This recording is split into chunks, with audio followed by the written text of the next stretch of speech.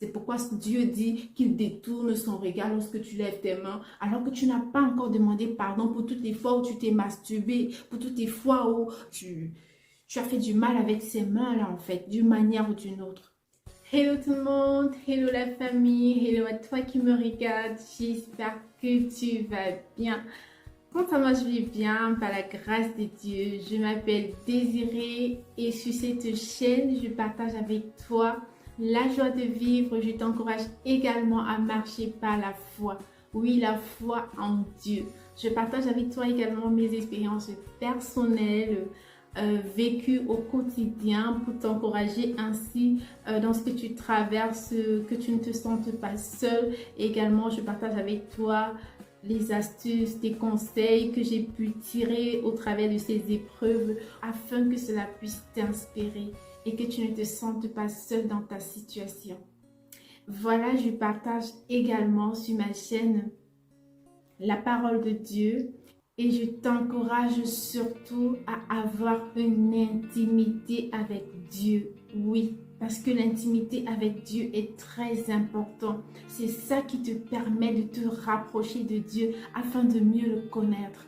Parce qu'il y a beaucoup de personnes qui ne croient pas que Dieu existe. Il y a beaucoup de personnes qui ne connaissent pas Dieu. Il y a même des personnes qui ont déjà donné leur vie à Jésus, mais ils n'ont pas cette connaissance, cette révélation de Dieu en fait. Et c'est une grâce. C'est une grâce, c'est-à-dire que même le fait d'aimer Dieu, le fait d'être passionné pour Dieu, c'est une grâce. Je ne savais pas que c'était une grâce et c'est magnifique en fait. Donc, c'est pour te tenir la main en fait. Cette chaîne, c'est une façon de te tenir la main et d'approcher chaque jour pas à pas Dieu pour le connaître personnellement, de vivre tes expériences personnelles afin de mieux connaître Dieu. Non pas seulement des histoires que tu as entendues de lui, mais d'avoir une véritable révélation de Dieu par ta propre expérience. Tu vois ce que je veux dire? Donc c'est là où je souhaite que tu ailles en fait. C'est le but de cette chaîne également. Voilà, cette vidéo, comme tu as pu voir dans le titre, c'est pour t'expliquer ou alors t'apprendre, si tu veux, comme ça, à prier en fait. Il y a beaucoup de personnes qui disent en fait qu'ils ne savent pas prier. Il y a beaucoup de personnes qui disent sincèrement qu'ils ne savent pas prier. Alors que nous avons vraiment besoin de la prière. La prière est très importante. Mais avant de rentrer dans le sujet, j'aimerais préciser que c'est très important que j'explique vraiment pas à pas pourquoi je fais cette vidéo et que je prenne le temps d'expliquer en fait ce que je vais partager avec toi dans cette vidéo. Il n'est pas question en fait de te donner juste des éléments comme ça plaqués et te dire bon voilà il faut faire ci, ça et puis ça et sans que tu ne comprennes en fait. Je pense que ça ne fait pas trop son sens. Donc si tu es vraiment là pour apprendre, alors tu vas prendre le temps de regarder cette vidéo jusqu'au bout et je crois vraiment que c'est dans ton intérêt. Je n'ai pas juste envie de faire un plaquage ou alors à la va-vite comme ça parce que voilà, beaucoup de gens veulent regarder les choses vite fait. Mais c'est important de comprendre pourquoi on commence par la première étape et on finit par la dernière étape et pourquoi pas l'inverse. Donc il ne suffit pas juste de réciter mais de comprendre pourquoi on le fait. Et je trouve que c'est vraiment, vraiment important. Voilà. Donc pour cette raison, afin que tu comprennes vraiment, j'ai envie de dire parfaitement, je vais prendre des illustrations sur voilà, un exemple terre à terre et également m'appuyer sur la parole de Dieu, ce qui est très important. J'aimerais également dire que c'est important de connaître la parole de Dieu dans la Bible en fait, d'associer la prière à la parole de Dieu parce que moi personnellement, j'ai également appris à prier, j'ai également appris à connaître ces étapes-là en méditant la Bible, mais également en écoutant des enseignements, voilà comme ça, qui m'ont aidé également à connaître davantage pourquoi telle étape, pourquoi c'est important de faire telle ou telle chose. Donc c'est ce que je vais t'expliquer dans la suite de la vidéo et vraiment prête attention parce que cela est dans ton intérêt. Si tu veux vraiment arriver à un autre niveau dans ta prière, à vraiment comprendre ce que tu es en train de faire, à vraiment t'imprégner de la prière en fait, de comprendre ce que tu fais. C'est important que tu saches pourquoi tu fais chacune des étapes que je vais partager avec toi. Donc déjà, je te félicite d'avoir vraiment cette soif-là de vouloir connaître, prier. C'est quoi la prière? La prière, c'est un moyen de communication avec Dieu. Tu vois, par exemple, quand tu veux causer avec une amie ou alors avec un frère, avec ton père ou ta mère, soit tu vas vers la personne avec qui tu veux causer, soit tu te rends chez lui, soit tu l'appelles au téléphone. Mais étant donné que Dieu est esprit, ok?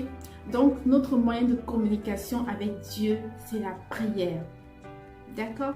Donc, c'est pourquoi nous prions, afin de communiquer avec Dieu, lui adresser voilà, notre reconnaissance, également lui faire part de nos besoins, de ce qui nous touche et tout ce qui va avec. Donc, je vais partager avec toi 5 étapes chronologiques importantes pour la prière. Et je te dirai pourquoi c'est important. La première étape, c'est de rendre grâce à Dieu. Rendre grâce à Dieu, c'est-à-dire remercier Dieu. Pourquoi cette étape? La parole de Dieu déclare dans Éphésiens 5, verset 20, « Rendez grâce en tout temps et pour tout à Dieu le Père par Jésus-Christ notre Seigneur. » Donc cela nous montre en fait que nous devons rendre grâce à Dieu en tout temps. Franchement, on a toujours les raisons de rendre grâce à Dieu. Le simple fait d'avoir la vie, en fait, de se réveiller chaque matin est une raison tellement grande de rendre grâce à Dieu. Et il faut être reconnaissant. Donc pour illustrer cela, je vais prendre l'histoire comme ça, voilà. Je vais imaginer une histoire en considérant que, voilà, tu as un oncle et c'est lui qui finance tes études, par exemple. Donc, on considère que c'est ton oncle qui finance tes études.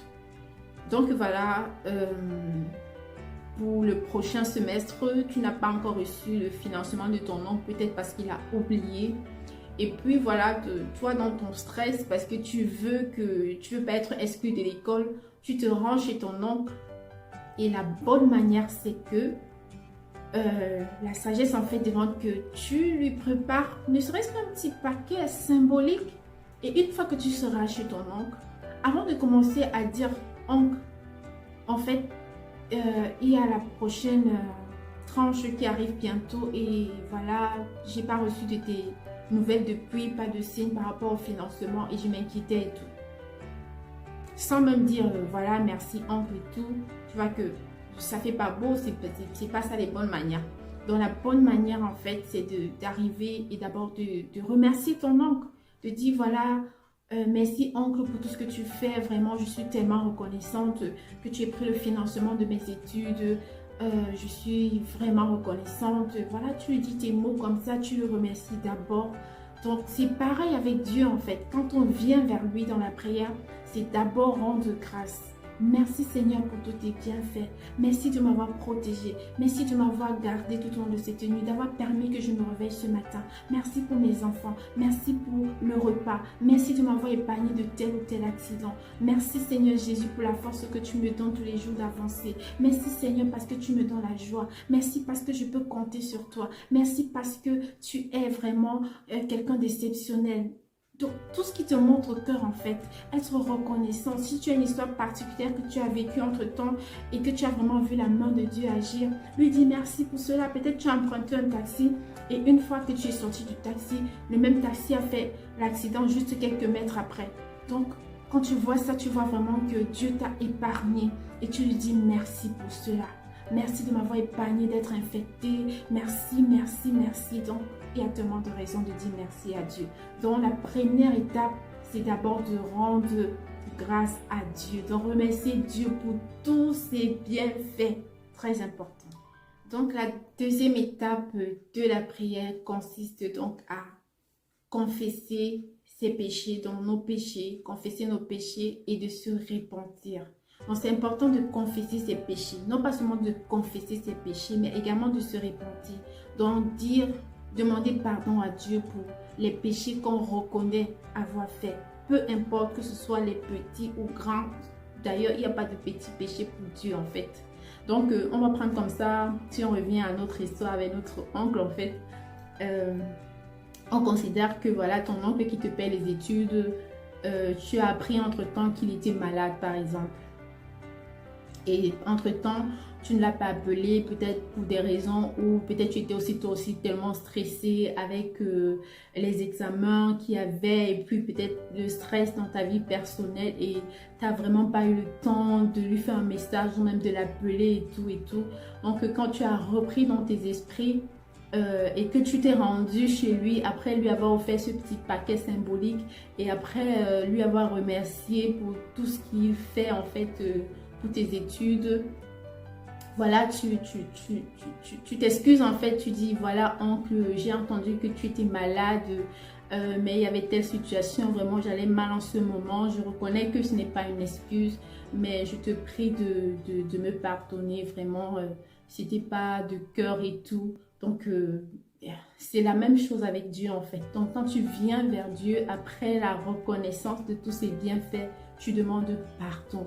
Pardon parce que tu as peut-être négligé sa parole, pardon parce que voilà, tu as insulté ton frère, ta soeur, pardon parce que tu as manqué d'indulgence, tu as manqué de compassion peut-être envers ton prochain, tu as manqué d'amour envers ton prochain, pardon parce que pour plein de choses, tout ce qui te monte au cœur, tout ce que tu reconnais avoir mal fait, tu demandes pardon pour cela, tout ce qui n'est pas agréable à Dieu, tu demandes pardon. Confesser ses péchés, c'est-à-dire reconnaître ce qu'on a fait comme péché, les citer, dis vraiment. Donc, c'est-à-dire, ne dis pas seulement, Seigneur, je te demande pardon pour tous mes péchés. Cite les péchés que tu es en train, pour lesquels tu es en train de demander pardon. Donc, si tu t'es retrouvé en train de, je sais pas moi, de voler dans les supermarchés, tu dois dire Seigneur, je reconnais avoir volé, Seigneur, je reconnais avoir menti à mon mari, Seigneur, je reconnais avoir menti à ma femme, Seigneur, je reconnais avoir pris l'objet de quelqu'un et de n'avoir pas bien pris soin de cela, et je me répands je me répands de ce péché et je te prie de m'aider à ne plus le faire en fait. Je te prie de m'aider à ne plus tomber dans ce péché. C'est important de le dire en fait. Et la parole de Dieu déclare dans 1 Jean 2, verset 9, « Mais si nous reconnaissons nos péchés, lui, c'est-à-dire Dieu qui est fidèle et juste, nous enlèvera nos péchés. Il nous purifiera de tout mal. » Donc une fois qu'on reconnaît nos péchés et que l'on demande pardon à Dieu, Dieu est tellement miséricordieux. Il regarde au cœur, il voit comment nous sommes en train de demander pardon. Il sait quand c'est sincère. Donc si tu fais semblant, c'est ton problème, mais Dieu sait. Dieu sait. Donc il faut vraiment aller avec un cœur vraiment où on regrette ce qu'on a fait et on veut changer en fait. On a le désir d'abandonner ses fautes, ses erreurs et ce péché en fait. Donc c'est important, le cœur avec lequel on demande pardon. Donc c'était ça pour la deuxième étape dans la prière. La troisième étape dans la prière, une étape vraiment importante également que je ne connaissais pas, que j'ai appris également en méditant la parole de Dieu. C'est pourquoi je dis c'est important de connaître la parole de Dieu. Comme la parole de Dieu déclare, vous connaîtrez la vérité et la vérité vous rendra libre. Donc elle vous affranchira. J'ai appris cette étape également à travers les enseignements. Oui, c'est important d'écouter ce qui nous nourrit, ce qui nous rapproche de la vérité, c'est-à-dire de Dieu. Jésus est la vérité. Donc il faut écouter ce qui nous ouvre davantage les yeux. C'est important. Donc, cette troisième étape dans la prière consiste à demander pardon pour les fautes de nos parents et de nos ancêtres. Oui, j'espère que tu as bien entendu. Je crois que je vais répéter. La troisième étape dans la prière consiste à demander pardon pour les fautes de nos parents et de nos ancêtres. Pourquoi c'est important? Parce que la parole de Dieu déclare en Exode 34, verset 7, « Il maintient ses faveurs, c'est-à-dire Dieu, pour 1000 générations. Il supporte faute, révolte et péché. Mais il ne laisse pas passer la faute. Il réclame la dette des pères à leurs fils et aux fils de leurs fils, jusqu'à la 3e et la 4e génération. » Donc c'est pourquoi c'est important de demander pardon pour la faute de nos parents. Parce que par nos parents, en fait, on a un certain lien et un lien de sang. Donc du coup, si nos parents avaient hérité de certains, de certaines malédictions, ou je ne sais pas, peut-être c'était querellé avec quelqu'un, ou ils avaient eu des discordes avec des personnes qui ont prononcé des paroles. Vous savez comment les paroles ont une influence sur la vie des gens. Donc, si quelqu'un avait peut-être dit des choses, peut-être, dit des trucs bizarres sur vos parents, au point de dire que ça devait poursuivre vos parents jusqu'à leurs enfants, ce qui fait que ça t'inclut dans ça en fait. Ça t'inclut dans ça, c'est pourquoi c'est important de demander pardon pour les fautes, les erreurs de nos parents, pour être exonérés de tout cela en fait, pour nous détacher de tout ce qui les condamnait en fait. De toutes ces paroles ou tout ce que nos parents avaient commis comme péché, comme adultère, toutes sortes de fautes. Parfois, nos parents sont encore dans les traditions humaines, dans les idoles, ce qui déplaît à Dieu. Parce que Dieu dit qu'il ne prend pas plaisir au sacrifice des boucs, des agneaux et tout ça en fait. Donc, c'est pas ça qui plaît à Dieu, mais c'est un cœur disposé, un cœur qui dit « me voici », qui marche selon sa parole. Donc, si nos parents sont encore dans des... Pendant que tu es en train de prier, tes parents sont encore peut-être chez les marabouts et tout. Ce qui fait que tout ce qu'ils disent là-bas, en fait, d'une certaine façon, ça affecte ta vie si tu ne demandes pas pardon pour ces actes-là et te détacher de ce lien-là. C'est pourquoi c'est également important d'être un enfant de Dieu pour désormais être sous la couverture du Père Tout-Puissant et appartenir à la famille royale. Ainsi, la parole de Dieu déclare qu'il n'y a plus de condamnation en celui qui vit en Christ. Les choses anciennes sont passées et toute chose est devenue nouvelle. Ça veut dire que tu meurs complètement à toi et tu renais en Jésus-Christ. Donc c'est pourquoi on dit ce n'est plus moi qui vis, mais c'est Christ qui vit en moi. Ce qui fait que s'il y a des esprits qui poursuivaient tes parents, qui viennent là te réclamer et tout, tu as juste à leur dire que la personne qui vivait avant là, ce n'est plus elle qui est là. Désormais, c'est Christ qui vit. Donc, peu importe comment tu t'appelles, tu dis que Jacqueline, je ne sais pas comment tu t'appelles, mais elle n'existe plus en fait. Donc, elle là, elle est morte. Le jour que Jésus est mort, elle est aussi morte. Et quand Jésus est ressuscité, elle est ressuscitée en Jésus-Christ. Mais ce n'est plus l'ancienne Jacqueline là qui vit, mais c'est Jacqueline, Jacqueline Jésus. Si je me permets de te dire, donc ce que tes pères ont fait en fait, c'est jusqu'à la 3e et la 4e génération. Donc voilà, au lieu de te retrouver dans les problèmes, autant mieux demander pardon pour tes parents et être exonéré de tout ça. Et la parole de Dieu dit également dans Lévitique 26, versets 40 à 41, alors ils confesseront leurs péchés et les fautes de leur père, les infidélités qu'ils ont commis contre moi quand ils me résistaient. Donc, c'est important de demander pardon. La parole de Dieu le déclare. Ils confesseront leurs péchés et les fautes de leur père. Donc, nous devons confesser les péchés et les fautes de nos parents en fait. Demander pardon pour cela. Si même tu as manqué d'amour pendant ton enfance, c'est un manque de la part de tes parents. C'est un manque. Tu dois demander pardon si aujourd'hui tu vis des souffrances à cause d'un manque d'amour, d'un manque d'attention vis-à-vis de tes parents. Donc, si tu as manqué de quelque chose qui était un devoir de la part de tes parents, qu'ils ont manqué, tu dois demander pardon à Dieu pour tes parents d'avoir manqué d'amour envers toi, d'avoir manqué d'attention envers toi. C'est important. S'il y a eu des cas d'infidélité dans ta famille, tu dois demander pardon pour cela.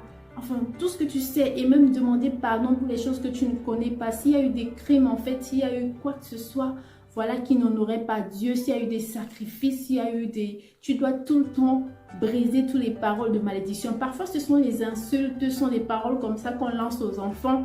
Parfois sans intention, de façon malveillante tout simplement. Mais ça se transforme en malédiction parce que c'est comme si ça collait ça à l'enfant. Tu vas te rendre compte que parfois des gens qui ont subi beaucoup d'insultes dans leur enfance, ils ont du mal à avoir une confiance en eux. Ils ont du mal à croire en eux en fait. Ils ont un manque en fait. Et tout ça vient des mots qu'on reçoit parfois dans l'enfance et tout. Et franchement, c'est malveillant de la part des parents. Mais quand on prend conscience de cela, on demande pardon. Et c'est pourquoi c'est important de donner sa vie à Jésus. Parce que Jésus guérit cela. Jésus guérit les cœurs brisés. Il guérit tout. Il n'y a pas un domaine de la vie où Jésus n'est pas compétent. Dans tous les domaines, il est capable de tout changer en fait, de renouveler, de restaurer. Donc c'est très important. Okay. Donc pour illustrer avec l'histoire de notre oncle, en fait, c'est déjà quand tu arrives chez l'oncle et que tu lui as donné le paquet et que tu l'as remercié pour tout ce qu'il fait pour financer tes études et voilà que tu as demandé pardon de ne l'avoir pas assisté alors qu'il était malade. Et maintenant dans la troisième étape, s'il faut comparer comment nous adressons à Dieu en demandant pardon pour les fautes de nos parents, c'est que si entre-temps il y a eu des discordes entre ton oncle qui finance tes études et ton père ou alors ta mère, voilà, ce que tu fais, c'est que quand tu arrives, tu dis voilà, tu connais comment papa est, ne regarde pas à ça, s'il te plaît, donc je demande pardon pour papa, il faut l'excuser, tu le connais, tu sais comment il est, donc ne prends pas ça à cœur. Donc tu plaides pour ton père auprès de ton oncle parce que ça peut influencer le fait que voilà, il peut dire que bon, il ne finance plus tes études. Donc, c'est important, c'est la même façon avec Dieu. Venir demander pardon pour les fautes de nos parents. Parce que, voilà, les conséquences, c'est jusqu'à la troisième, la quatrième génération. Donc, pour sortir de là, Dieu demande à ce qu'on confesse les péchés de nos pères. Donc, c'est important de le faire. Donc, parfois, on fait l'erreur de seulement demander pardon pour nous. Mais c'est également important de demander pardon pour les personnes qui nous ont offensés. C'est pourquoi j'ai abordé le fait de demander pardon. Si peut-être tu as des souffrances que tu vis dans ta vie à cause d'un manquement de tes parents, peut-être un manque d'amour, tu dois demander pardon à Dieu pour tes parents, d'avoir manqué d'amour envers toi. Du fait que tu aies manqué d'amour ou que tu aies manqué d'affection ou que tu as manqué d'attention. C'est important de demander pardon pour tes parents auprès de Dieu. Ça va te permettre de guérir également. Donc c'est important. Donc, la quatrième étape de la prière consiste à offrir des louanges et des adorations à Dieu. Voilà. Pourquoi cette étape maintenant et pas au début? Parce que moi, ce que je faisais avant, c'est que je commençais d'abord à... je chantais déjà dès le début, en fait. Avant de lire dans la parole de Dieu que... dans Ésaïe 1, verset 15, Dieu dit « Lorsque vous chantez vos psaumes, je me détourne et je ferme les yeux. Vous pouvez multiplier vos prières. Moi, je n'écoute pas. Car vos mains sont pleines de sang. Lavez-vous donc, purifiez-vous. » Donc tu vois que c'est important d'abord de se repentir. Avant de commencer à chanter, lever les mains, danser, rendre louange à Dieu, alors que tes mains sont sales. Les mains sales, c'est quoi? Les mains remplies de sang. Peut-être tu n'as pas forcément tué quelqu'un, mais comme ça peut être le cas aussi. Donc, si c'est le cas, c'est pourquoi c'est important de se repentir d'abord. C'est pourquoi c'est important de se repentir d'abord avant de chanter des louanges. Parce que quand on chante les louanges avant de se repentir, tu vois, Dieu dit dans sa parole, c'est que quand tu lèves les mains là, lui détourne son regard. Parce que tu dois d'abord demander pardon. Tu dois d'abord être, voilà, tu dois te purifier. C'est un peu comme l'histoire quand Moïse voulait rencontrer Dieu sur la montagne. Dieu demandait à ce que tout le monde se purifie au point où il demandait à ce que les hommes n'aient pas de rapport sexuel avec leurs femmes parce qu'ils devaient être purs avant de se présenter devant Dieu. Donc c'est très important. Donc les mains sales en fait c'est quoi? Les mains sales c'est lorsque tu lèves tes mains alors qu'avec ces mêmes mains tu prends ton téléphone, tu passes tes journées à appeler des gens, critiquer les autres avec les mains là, sont les mains sales. Les mains sales, c'est qu'avec ces mains là, quand tu prends et que tu passes ton temps à te masturber avec ces mains sales. Donc c'est ça les mains sales en fait. Quand ces mains là, tu passes ton temps à battre sur tes enfants, à battre sur ta femme, voilà, quand tu fais de la contrefaçon avec ces mains. Quand on parle de mains remplies de sang, c'est aussi ça, avoir des mains sales en fait. Donc tout ce que tu peux reconnaître que tu fais de mal avec tes mains. C'est pourquoi Dieu dit qu'il détourne son regard lorsque tu lèves tes mains, alors que tu n'as pas encore demandé pardon pour toutes les fois où tu t'es masturbé, pour toutes les fois où tu as fait du mal avec ces mains-là en fait, d'une manière ou d'une autre. Donc c'est pourquoi on se répand d'abord avant voilà, de commencer à chanter les louanges quand tu t'es déjà purifié. Parce que quand tu te répands, après tu demandes à Dieu de te purifier, de te laver. Et voilà, maintenant tu peux adresser tes louanges à Dieu. Et voilà.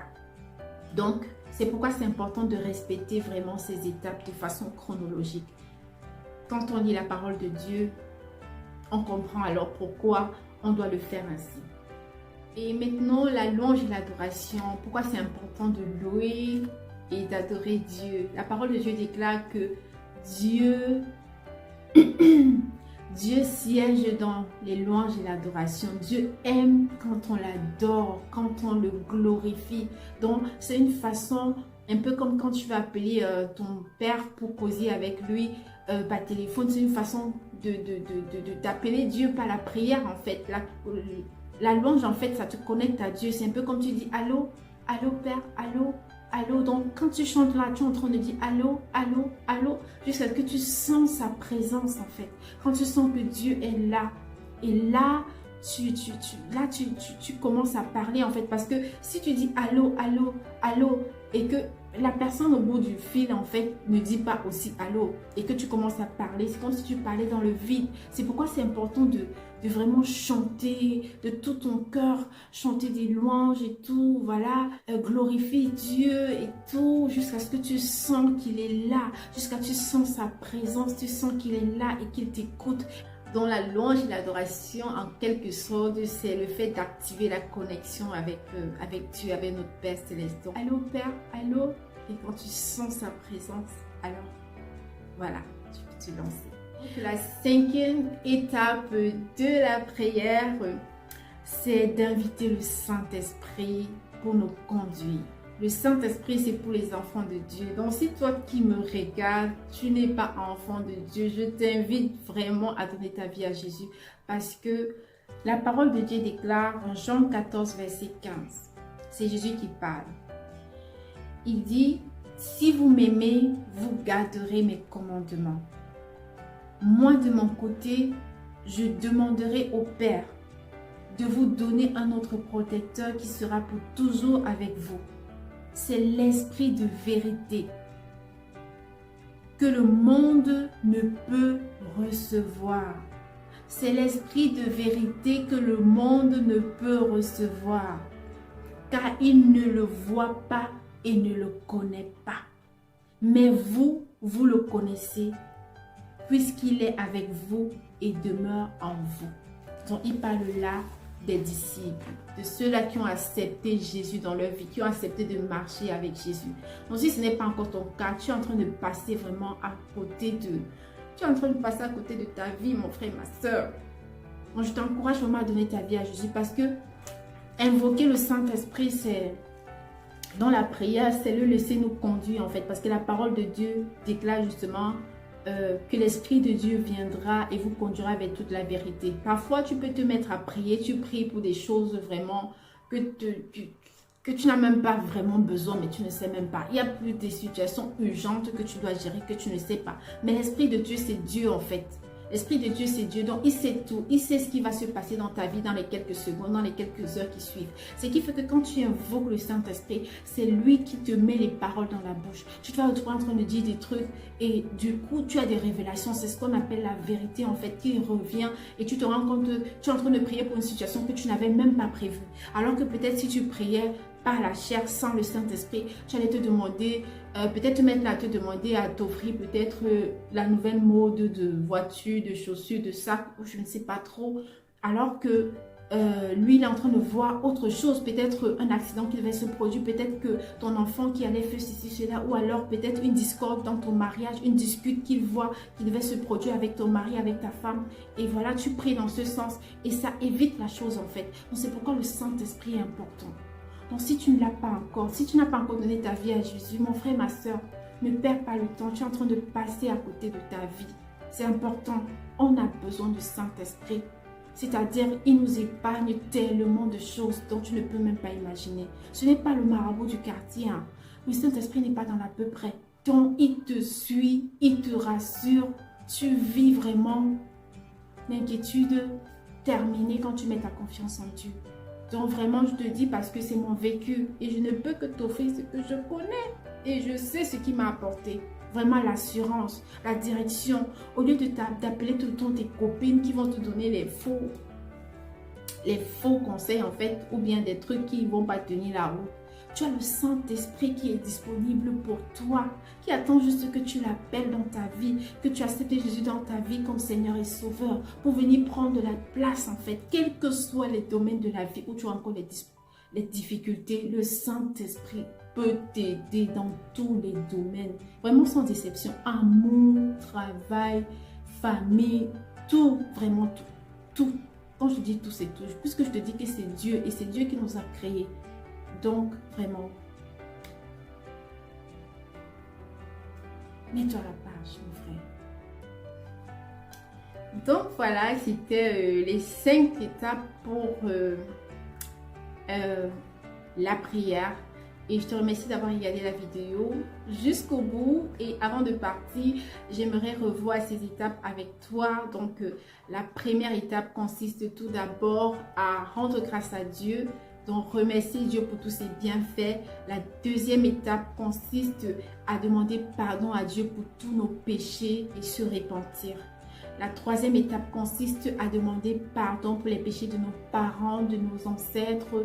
Et la quatrième étape consiste à rendre gloire à Dieu, donc glorifier Dieu, adorer Dieu. Et la cinquième étape consiste à appeler, invoquer le Saint-Esprit afin qu'il vienne nous conduire dans la prière. Donc ces 5 étapes sont vraiment très importantes et cela se justifie dans la parole de Dieu. Donc je crois vraiment que après cette vidéo, tu dois être capable de faire une prière vraiment bien composée et que dorénavant tu ne diras plus que tu ne sais pas prier, parce que cette vidéo ne doit pas être juste une vidéo de plus que tu as regardé sur YouTube. Non, parce que désormais tu sais comment faire, tu as juste besoin de les mettre en application. Et pour mieux t'aider, encore pour mieux te tenir la main, je vais faire dans la prochaine vidéo un cas pratique de ce que j'ai partagé avec toi pour t'inspirer dans ta prière en mettant en exergue tous ces 5 étapes. Et voilà, cela va permettre de t'inspirer dans la prière et mieux te tenir la main en fait. Et voilà, donc je vais te donner l'occasion de faire la paix avec Jésus. Si ce n'est pas encore le cas pour toi, je t'invite à faire cette prière de tout ton cœur, mais sincèrement de tout ton cœur. Répète juste après moi. Seigneur Jésus, j'ai entendu parler de toi et je veux te connaître davantage. Je te demande pardon pour tous mes péchés et je t'accepte dans ma vie comme Seigneur et Sauveur. Seigneur Jésus, viens dans mon cœur et fais de moi une nouvelle personne. Dans le nom de Jésus-Christ. Amen. Donc, si tu as fait cette prière, je te souhaite vraiment bienvenue dans la famille des enfants de Dieu. Vraiment, le ciel est dans la joie. Et ce que je te conseille vraiment, c'est de te procurer une bonne Bible, de commencer à méditer la parole de Dieu pour te rapprocher davantage de Dieu et de prier afin que Dieu te conduise dans une église où il voudrait que tu sois. Et voilà, pour tous ceux-là qui ont cliqué sur la vidéo pour savoir s'il faut faire le signe de croix avant la prière.